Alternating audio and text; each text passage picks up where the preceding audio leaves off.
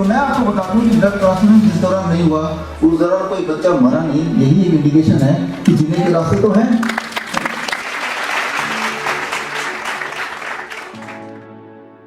नमस्कार, नेशनल खबर देख रहे हैं आप और मैं प्रज्ञा झा। नेशनल खबर अभी गुरुग्राम में मौजूद है, अमेठी यूनिवर्सिटी है ये, और यहाँ पर आज एक इवेंट का आयोजन किया गया था जिसमें देश और दुनिया के जितने भी वक्ता हैं जो हेल्थ से जुड़ी हुई टिप्स, बातें, इलाज, इन सारी चीज़ों के बारे में जिक्र करते हैं, वो आज यहाँ पर मौजूद थे। और इवेंट के बारे में अगर मैं बताऊँ तो ये है 6th नेचुरोपैथी डे जो आज यहाँ मनाया जा रहा था, और तमाम जो वक्ता हैं और साथ ही जो हेल्थ एक्सपर्ट्स हैं वो सभी यहाँ पर मौजूद थे, चाहे INO के हों या फिर किसी और संस्था के जो प्रमुख लोग होते हैं वो सभी यहाँ पर मौजूद थे। आखिर उन्होंने क्या कहा उसके बारे में आपको बताएंगे, और साथ ही आज इस इवेंट के जो एक मुख्य चेहरा था वो थे डॉक्टर विश्वरूप रॉय चौधरी, जिन्होंने चाहे हिम्स के बारे में हो, चाहे उनके इलाज के बारे में हो, चाहे मरीज़ों के बारे में हो, किस तरीके से नेचर हील करता है इसके बारे में जिक्र किया। और साथ ही आज हमारे साथ मौजूद होंगी हिम्स प्रीमियर गुरुग्राम की संचालिका विधिका बत्रा। तो आखिर इस पूरे इवेंट में क्या चीज़ें थी और क्या कहा गया इसके बारे में आपको जानकारी देते हैं। मेरे साथ यहाँ पर डॉक्टर विश्वरूप रॉय चौधरी जी मौजूद हैं और साथ ही हिम्स प्रीमियर गुरुग्राम की संचालिका विधिका बत्रा दोनों ही मौजूद हैं। आप दोनों का सबसे पहले स्वागत है हमारे चैनल पर। सर, आज के इस पूरे इवेंट का मोटिव क्या रहा है, और मैंने जैसे आपकी स्पीच वगैरह भी सुनी है तो इसमें सारी चीज़ें आपने हिम्स में कैसे इलाज किया जाता है, ये सारी चीज़ें बताइए, तो बताइए। इस वक्त हम अमेठी यूनिवर्सिटी के कैंपस में जो कि गुड़गांव में है, और गुड़गांव में हमारा हॉस्पिटल है हिम्स प्रीमियर, विधिका जी जो चला रही हैं, तो ये आप जानते ही हैं। तो यहाँ पे अभी नेचुरोपैथी डे मनाया गया है जिसमें हरियाणा योग जो संघ है, आयोग है, जो गवर्नमेंट ऑफ हरियाणा का ये इकाई है, उनके पार्टिसिपेशन से आयुष मिनिस्ट्री के ऑर्गेनाइजिंग से और अमेठी यूनिवर्सिटी के साथ मिलकर ये योग दिवस मनाया जा रहा है। इसमें जो मेरा जो यहाँ आने का पर्पस था कि हम हिम्स प्रीमियर में किस तरह से डायलिसिस के पेशेंट्स को, कैंसर के पेशेंट्स को हम ठीक करते हैं using all this natural sciences, right, जो कि हम आपके चैनल में तो कितनी बार आया, हॉट वाटर इमर्शन से या हेड डाउन टिल्ट से, all those things are so simple and so powerful, right. So यही चीज़ लोगों को मोटिवेट करने के लिए, उनको बताने के लिए पूरे देश से आपने देखा लोग आए हुए हैं, राइट। तो हमारे यहाँ के vice chancellor professor PD Sharma ji भी यहाँ पे थे, उन्होंने भी बड़ा अप्रिशिएट किया। तो मुझे लगता है कि नेचुरोपैथी में भी बहुत सारी चीज़ें ऐसी हैं जो लोगों तक पहुँचाना बाकी है। जो आज हमने लंग्स की बात की, हमने किडनी की बात की, तो ये भी है तो नेचुरल साइंस ही, लेकिन ये हमारे जो नेचुरोपैथ हैं उनको पता नहीं है, इनफैक्ट किसी को भी नहीं पता, चाहे वो किसी भी तरह का डॉक्टर हो। तो लोगों को हम सिखाना चाहते हैं ताकि सब अपना डॉक्टर खुद बन जाएं। हर एक को हिम्स प्रीमियर ना तो आना पड़े, ना ही हर एक इंसान अफोर्ड कर सकता है। जो तो अफोर्ड नहीं कर सकता वो घर पे अपना इलाज कर सकता है। अब नेचुरोपैथी का फ्यूचर क्या देखते हैं? कई लोगों के मन में सवाल यही आता है कि नेचुरोपैथी ठीक है, और भी तरीके की पैथीज हैं, तो इस पैथी का फ्यूचर क्या आगे? आपने आज के उसमें मैंने बताया कि सिर्फ एक ही तरीका है ठीक होने का, वो यही तरीका है, नेचर साइंस। नाम कुछ भी देते हैं इसको, नेचुरोपैथी बोले, नेचर साइंस बोले, this is the only way to heal. इसके अलावा कोई तरीका नहीं कोई इंसान को ठीक करने का या ठीक होने का या ठीक रहने का। ये जितनी आसानी से कोई समझ ले उतना आसान होगा, जो नहीं समझेगा तो वो जीवन भर स्ट्रगल करता रहेगा, बीमार रहेगा। यही करके विधिका, आपको इस पूरे इवेंट के बारे में, साथ ही हिम्स प्रीमियर को लेकर अगर आप कुछ कहना चाहें बताइए। The whole event was very nice. Basically, I think ऐसे बहुत सारे events और होने चाहिए ताकि लोगों को और स्पेशली यूथ को पता चले कि how important naturopathy is. Because अभी भी यूथ, और I think अभी लोग जानते ही नहीं इस बारे में। Like Acharya ji just said that अभी भी लोग बहुत confused हैं कि हमें करना क्या चाहिए। Even when people come to the hospital, they believe in it, पर फिर एक शंका कहीं ना कहीं रहती है कि मैम एक बार हम एलोपैथी करके देख लें। तो I think more awareness is required. और इस तरीके के इवेंट से जैसे यूथ भी था हमारे साथ, तो उन सब ने सुना सब कुछ, और सर की बातें भी सुनी है, बहुत लोगों तक बहुत सारी चीज़ें पहुंची है। सर, कुछ आप कहना चाहेंगे हमारे व्यूअर्स से? लोग दंग थे, पीपल, इवन हमारे जो वाइस चांसलर है वो दंग थे कि ऐसा हॉस्पिटल हो सकता है, राइट। सो हमारे जो hospital it competes with allopathy, fees भी उनसे ज़्यादा है, राइट। क्योंकि नेचुरोपैथी का मतलब ये नहीं कि गरीब science, it is the most wonderful science. ये हम मोस्ट मॉडर्न तरीके से लोगों तक पहुंचा रहे हैं थ्रू हिम्स प्रीमियर। तो अभी आपके अभी surprising is we are getting all kind of patients from autoimmune to arthritis, even small diseases, and which has become very big just by going to the allopathy.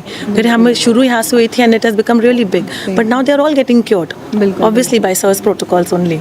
Ji, thank you so much both of you हमें join करने के लिए और इतनी अच्छी जानकारी देने के लिए। बहुत शुक्रिया आप दोनों का। Thank you. ये चिंता है कि बच्चा जिंदा रहना चाहिए, उसके ब्लड खत्म होने से पहले अगला ब्लड चढ़ जाए, ब्लड ट्रांसफ्यूजन। तो blood transfusion is part of allopathy. तो जब तक हम उसका ऑल्टरनेट नहीं निकाल देंगे, हम नेचुरोपैथी को सही मायने नंबर 1 नहीं बोल सकते। लेकिन इंटरेस्टिंग बात ये हुई, बहुत ही इंटरेस्टिंग बात ये हुई, जैसे भी जयदीप आर्य जी ने बोला था, आज से 2-3 साल पहले जो आपने देखा जिसे बोलते हैं, तो वो एक ऐसा समय था जब सब कुछ बंद हो गया, लेकिन हॉस्पिटल बंद हो गए। हमारे पास थैलेसीमिया के करीब 500 बच्चे हैं। हमने उनसे रिव्यू लिया कि जब ये सब सारे हॉस्पिटल बंद हो गए तो आपका जो हर महीने का ब्लड ट्रांसफ्यूजन होना था वो कैसे हो रहा था, पहली बात। और उस वक्त तो ब्लड डोनेशन कैंप भी बंद हो गए, तो ना तो ब्लड कोई दे रहा था ना हॉस्पिटल खुला था। तो तब मुझे पता चला कि उस वक्त तो उनका काम चल गया बिना ब्लड लिए ही। तो फिर मैंने कहा उसके बाद क्या हुआ कि जब दोबारा हॉस्पिटल खुला, डॉक्टरों ने फोन किया, आप आ सकते हैं, दोबारा से हमने ब्लड चालू करते लेना। तो मैं आपको बता दूं कि ब्लड ट्रांसफ्यूजन जिस दौरान नहीं हुआ उस दौरान कोई बच्चा मरा नहीं। यही एक इंडिकेशन है कि जीने के रास्ते तो हैं।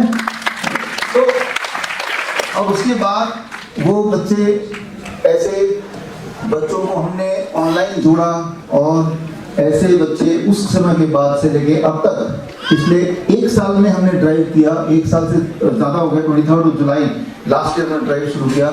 और ऐसे खूब सारे बच्चे हैं पूरे देश में जो एक टाइम पे हर महीने ट्रांसफ्यूजन में डिपेंडेंट थे, लेकिन आप 1 साल से ऊपर हो गया कि they are transfusion free, means बिना ब्लड ट्रांसफ्यूजन के। और ना केवल ट्रांसफ्यूजन फ्री, उनको हमारे हॉस्पिटल या हमारे पास आने की जरूरत नहीं थी। उनमें से बहुत सारे लोग मुझे जानते भी नहीं होंगे, बट वो सारे बच्चे ठीक हो गए हैं। रास्ता वही है जो रास्ता अभी आपने सुना, जो आपको ऑलरेडी पता है। और ये रास्ता मुझे कब ज्यादा मिला, जब वो काल था जिसे काल बोलते हैं आप, और ये था कि आप याद कीजिए एक विजुअल टीवी में आने लगा था कि लोगों को ऑक्सीजन की कमी हो रही थी, राइट, ऑक्सीजन कमी हो रही थी। और कार में गाड़ी चला रहे रिश्तेदार और वो जो जिसको ऑक्सीजन कमी हुआ ऐसे करके हताश सांसें लेने की कोशिश कर रहा है। ये वाला विजुअल आप सबको याद आ रहा होगा, राइट। इस वक्त जैसे भी आप बैठे हैं, 1 मिनट के लिए आप अपने पोस्चर को इस तरह से कर लीजिए, पीछे की तरफ रख दीजिए। अभी आपको सांसों की कमी हो जाएगी, राइट ना। ये जो पोस्चर है, इस पोस्चर में आपकी जो हार्ट है that is on the lung, और लंग की कैपेसिटी रिड्यूस बाय अबाउट 20%, और उसकी वजह से आपका SpO2 कम हो जाएगा, आपका जो ब्रीदिंग है उसमें डिफिकल्टी हो जाएगी। ऊपर से अगर डर भी दिमाग में डाल दिया कि आप तो मरने वाले हैं, तो आप पक्का ही आपके मरने के चांसेस बन जाएंगे। ये एक साइंस है जो आपको ऑलरेडी पता ही है। तो उस वक्त हमारे सेंटर थे, जो हमारे आनंद गिरावती की मदद से वहाँ पे हमने शुरू किया था अहमदनगर में। आपको आए थे वहाँ पे, हमारे वहाँ पे एम्बुलेंस में ऑक्सीजन सिलेंडर लगा के पेशेंट आते थे उस समय। तो ऑक्सीजन जब यहाँ पे है अब इतना सारा, तो उसको अलग से सिलेंडर देने की जरूरत क्या थी, क्या है। तो हमारे वहाँ नियम था कि पेशेंट अगर जिंदा आता है हमारे सेंटर में, हम उसे बोलते हैं फ्लू सेंटर, तो उसको अंदर लेना है। फीस तो कुछ भी नहीं, अगर पेशेंट जिंदा है तो भर्ती करना है, चाहे किसी भी कंडीशन में आ जाए। और ऑक्सीजन सिलेंडर हमारे हॉस्पिटल में अलाउड नहीं है सेंटर में, ये हमारा नियम है। तो अब ऑक्सीजन सिलेंडर लगा के पेशेंट आ रहा है, तो उसे हमने कैसे रिवाइव किया, बहुत ही सिंपल है। अब देखिए, जब मैं इस तरह से खड़ा हूँ लाइक दिस, तो मेरा हार्ट नीचे, मेरा लंग ऊपर है। इससे जो मेरे लंग की capacity is now at full. तो जब भी आप आगे की तरफ झुकेंगे, आपका लंग की कैपेसिटी फैलेगी। जब भी आप पीछे की तरफ झुकेंगे, इंक्लाइन बैकवर्ड, तो आपकी लंग की कैपेसिटी कम होगी because of law of gravity. हमने देखा हर पेशेंट में, जितने भी पेशेंट ऐसे हों, जो आप भी कभी किसी पेशेंट देखेंगे, जैसे ही आप उसको आगे की तरफ झुक के खड़े होते हैं या आगे की तरफ झुक के बैठते हैं या पेट के बल लेटते हैं, जिसे प्रोन वेंटिलेशन बोलते हैं, तो उसकी लंग की कैपेसिटी खुलती है और उस SpO2 विदिन 25 मिनट्स बढ़ना शुरू हो जाता है। Every single time, every time. यानी कि ये जो ऑक्सीजन नहीं है, अगर दिख तो रहा है ऑक्सीजन, आप महसूस कर रहे हैं, फिर नहीं है कैसे, राइट। आप देखिए किसी भी हॉस्पिटल में वो पीठ के बल लेटा होता है पेशेंट। जब आप पीठ के बल लेटते हैं तो हार्ट कहाँ पे है, ऊपर है तो लंग की कैपेसिटी क्या होगी, वो नीचे जाएगी, राइट। तो हम यही करते हैं, हमारे जितने अभी हॉस्पिटल्स हैं, सबसे नजदीक हॉस्पिटल यहीं से गुड़गांव में ही है, अबाउट 40 किलोमीटर गुड़गांव की। यहाँ पे ओनर गिरिका जी, आप एक बार हाथ रेस कीजिए, खड़े हो सकते हैं। खास बात इनकी है, खास बात इनकी है कि ये पहले खुद कैंसर की मरीज रही हैं काफी साल तक। जब इन्होंने इन्हीं पद्धति से ठीक हुए, जो उसकी बात आज सुबह से चल रही है, तो उन्होंने प्रण लिया कि मैं अपनी बाकी की जिंदगी पेशेंट को इसी पद्धति से ठीक करूंगी। और वो हॉस्पिटल गुड़गांव में इन्होंने खोला, हिम्स प्रीमियर के नाम से। और ये हॉस्पिटल की जो फीस है वो किसी भी एलोपैथी हॉस्पिटल से ज्यादा है और पूरे देश दुनिया से लोग आते हैं, लेकिन ट्रीटमेंट प्रोटोकॉल वही है जो नेचुरोपैथी का होता है और ठीक हो जाते हैं। तो हमने ये देखा कि लॉ ऑफ ग्रेविटी यूज करके आप पेशेंट की ब्रीदिंग को नॉर्मलाइज कर सकते हैं। ओनली 5% पेशेंट ऐसे होते थे जो नॉर्मलाइज फिर भी नहीं होते थे। उसके लिए एक और टूल हम इस्तेमाल करते थे या करते हैं अभी, वो ये फैन, पंखा। ये फैन जब मैं इसको ऐसे लगा रहा हूँ और ये मेरे नाक से करीब 6 इंच दूर है, इस फैन की ठंडी हवा जब मेरे इस पोर्शन में पड़ रही है तो इसके पीछे रिसेप्टर्स छुपे हुए हैं। वो रिसेप्टर मेरे लंग में सिग्नल देगी और लंग उससे और खुलेगा, राइट। और लंग खुलते ही सांसें इंप्रूव होना शुरू हो जाता है। इस पूरे प्रक्रिया को लगते हैं 5 से 10 minute to start and to feel. उसका SpO2 बढ़ेगा, ऑक्सीमीटर लगा के रखेंगे और वैसे भी वो बोलेगा कि मुझे ठीक लग रहा है। तो कई बार हमारा जो हेल्पलाइन है, जो इमरजेंसी हेल्पलाइन अभी भी 24 घंटे खुला है, हमारा इमरजेंसी हेल्पलाइन के माध्यम से जो हमारे पेशेंट्स हैं किसी भी समय 24 घंटे फोन कर सकते हैं। They are trained little bit कि फोन करते हैं कि पेशेंट को सांस नहीं आ रहा, पेशेंट जिद कर रहा है, मुझे हॉस्पिटल ले चलो।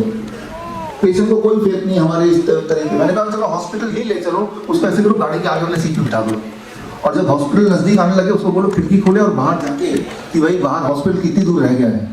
और जब बाहर झांकेगा तो ठंडी हवा लगेगी नाक में, उसका ऑक्सीजन इंटेक बढ़ जाएगा और वो बोलेगा मैं ठीक हो गया हूँ। हर बार ऐसा होता था, हर बार ऐसा होता था। जब तक कि हॉस्पिटल पहुंचने लगता है तब तक इसकी ब्रीदिंग ठीक हो जाती है। तो छोटी सी बात है, याद रखिए, it is a gravity based है। आप अपने लंग की कैपेसिटी को बढ़ा सकते हैं, आप अपने लंग की कैपेसिटी को घटा सकते हैं। किसी को अगर पीठ के बल लिटाएंगे तो उसकी लंग की कैपेसिटी घटेगी, किसी को पेट के बल लिटाएंगे तो लंग की कैपेसिटी बढ़ेगी। और उसके अलावा और भी बढ़ाना हो तो आपके पास ये टूल है, 200 रुपए का, इससे बढ़ जाएगा। हमारे हॉस्पिटल में हर कमरे में ये लगा रहता है, राइट। लेकिन और ये जो मैं बोल रही हूँ मेरा आविष्कार नहीं, ये पहले से प्रूवन साइंस है, चाहे वो नेचुरोपैथी की बात करें चाहे मॉडर्न मेडिसिन की बात करें, इट इज ऑलरेडी प्रूवन। तो ऑक्सीजन सिलेंडर पे निर्भरता मैंने नहीं देखी किसी की है जरूरत, अगर वो ये करेगा तो, राइट। जब तक ये नहीं करेगा तब तक जरूरत होगी या नहीं होगी वो एक डिबेटेबल चीज है, लेकिन ये करेगा तो। अब बात आती है कि जो लॉ ऑफ ग्रेविटी हमने लंग्स को एक्सपेंड करने के लिए यूज किया, लंग की एक्टिविटी को बढ़ाने के लिए यूज किया, can we use the same law of gravity for kidney failure patients.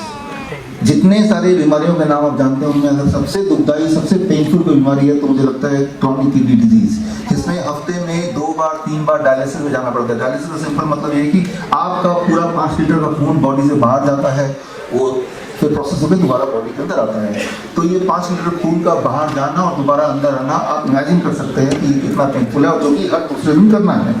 इसमें पैसा भी खर्चा है, एक और आदमी जो आपको लेके जाएगा उसका भी नौकरी गई, वो भी आपके साथ जुड़ गया और आप तो है किसी काम के रहे नहीं। तो ये है क्रॉनिक किडनी डिजीज। वो इसलिए जिस तरह से जिन चीजों को आपने फॉर ग्रांटेड लिया है, पेशाब लगा बाहर गए, पेशाब कर दिया खाली, भाई ये तो ऑटोमेटिक हो रहा है, लेकिन कुछ लोगों के लिए ऑटोमेटिक नहीं है, उनको पेशाब ही नहीं आता है, राइट। या आता है तो कुछ एक बूंद आता है, तो उनको जब उनकी बॉडी को जब डिस्कार्ड करना हो एक्स्ट्रा फ्लूइड, तो वो कहाँ जाएगा, उनके हाथों में, पैरों में, बॉडी में, लंग में वो पानी इकट्ठा होगा। ऐसा इकट्ठा होगा 1 दिन 2 दिन तक, उसके बाद जैसे बैलून की तरह बढ़ने लगेगा। अब वो बैलून फट सकता है, उससे पहले डायलिसिस होते हैं तो मशीन से वो पानी बाहर निकाल देते हैं। वो एक्स्ट्रा यूरिया है, एक्स्ट्रा क्रिएटिनिन है, एक्स्ट्रा यूरिक एसिड है, एक्स्ट्रा जो भी चीज़ है वो बाहर निकालते हैं फिर दोबारा। तो ये डायलिसिस डिपेंडेंट पेशेंट, एलोपैथी का ये कमाल है कि उन पेशेंट की वजह से जिंदा है। लेकिन अगर वो मशीन ना हो डायलिसिस वाले तो क्या वो मर जाएंगे? तब वो नहीं मरेंगे, क्योंकि आपके पास भगवान ने एक और किडनी दिया, तीसरा किडनी जिसे आप बोलते हैं skin. Skin is your third kidney, right. जब आप पेशाब करते हैं, वो पेशाब का सैंपल अगर आप देखेंगे किसी भी केमिकल लैब में और अपने पसीने का सैंपल देखेंगे तो सेम मिलेगा आपको। पसीने में भी क्रिएटिनिन मिलेगा, उसमें भी प्रोटीन मिलेगा, उसमें पोटेशियम मिलेगा, सोडियम मिलेगा, उसमें ग्लूकोज मिलेगा, और पेशाब में भी सेम ही कॉम्पोजिशन है। तो आपके पास एक बड़ा ऑर्गन है, सबसे बड़ा ऑर्गन स्किन, जो बन सकता है किडनी, अगर आप स्किन के टेम्परेचर को 40 डिग्री दे दें और स्किन के बॉडी को प्रेशर दें, एटमॉस्फेरिक प्रेशर इस वक्त आपके बॉडी में plus 2% extra than the atmospheric pressure, इतना pressure plus temperature of 40 degree converts your skin into the third kidney, as simple as that. तो उसके लिए हम क्या करते हैं, आप हमारे हॉस्पिटल कभी आइए, हिम्स प्रीमियर तो पास में ही है, राइट, वो देखने के लिए आइए, ट्रेनिंग के लिए आइए, राइट, ट्रेनिंग के लिए it is free, right, yes, right. तो हम क्या करते हैं, हमारे पेशेंट आते हैं देश विदेश से, उनको हम ये पानी का टब है जैसा आप देख रहे हैं, और इसमें पेशेंट को ऐसे बिठाते हैं, ये पोस्चर है बैठने का, और पानी यहाँ तक होता है उसके गले तक, पानी का टेम्परेचर 40 डिग्री फॉर 2 आवर्स। अब देखिए सिर जो है इसमें एटमॉस्फेरिक प्रेशर है, जैसा आपका सुबह एटमॉस्फेरिक प्रेशर इस वक्त हम सबके सिर के ऊपर है बॉडी में, लेकिन जहाँ पानी है तो पानी यहाँ से यहाँ तक है, यानी कि atmospheric pressure plus the pressure of the water, right, यानी कि गर्दन से नीचे वाला जो हिस्सा है उसमें जो प्रेशर है वो गर्दन से ऊपर वाले हिस्से से थोड़ा ज्यादा है, 2% ज्यादा। ये 2% ज्यादा प्लस हीट ये बनाती है हमारे स्किन को द थर्ड किडनी, राइट। और ऐसा जब हम करते हैं फॉर अबाउट 2 आवर्स, जब पेशेंट बाहर निकलता है यहाँ से, अब जब बॉडी का वेट मेजर करते हैं तो करीब 500 ग्राम, 1 किलो, 1.5 किलो, 2 किलो कम हो जाता है। वही वाला जो 2 किलो का फ्लूइड जो डायलिसिस मशीन के थ्रू निकलना था वो हमने यहाँ से निकाल दिया, तो ये बन गया आपका घर का डायलिसिस मशीन। इसका सबसे इम्पोर्टेंट बात यह है कि हर बार पेशेंट पहले से बेटर होता जाता है। 3 महीने जब लगातार करता है हर दिन, तो धीरे धीरे टिपर डाउन करते हैं, 6 महीने तक ये करने की जरूरत ही नहीं है अब, यानी कि पेशेंट वैसा हेल्दी हो गया जैसे वो पहले कभी था, जैसे आप और हम हैं, डायलिसिस इंडिपेंडेंट, और पहले दिन में ही उसका ब्लड प्रेशर इतना कंट्रोल में आता है कि we have to taper down the drugs to nil. आप देखेंगे कि ये किडनी पेशेंट का ब्लड प्रेशर कभी भी नहीं कंट्रोल होता, इवन इफ आप बहुत सारा उसको दवाइयां दें तो।